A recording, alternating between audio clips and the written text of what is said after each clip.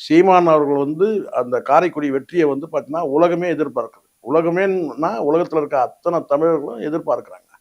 அப்ப இது வந்து நியாயமான நடவடிக்கையா இது? நேர்மையான நடவடிக்கையா? அப்போ உங்க எக்ஸிட் போலிங்க வந்து நாங்க எப்படி நம்புறது? இதிலேயே நீங்க வந்து பார்த்தீங்கன்னா, ஓர வஞ்சனைய காட்டுறீங்க, வன்மத்த காட்டுறீங்க, காழ்ப்ப காட்டுறீங்க, தீண்டாமையை காட்டுறீங்க, வர்ணாசிரம புத்திய காட்டுறீங்க. தீண்டத்தகாத கட்சியா? அங்கீகரிக்கப்பட்ட கட்சி இல்லையா? தேர்தல் ஆணையத்தா? ஏன் அத வந்து மற்றவைன்னு எப்படி காட்டுவீங்க நீங்க?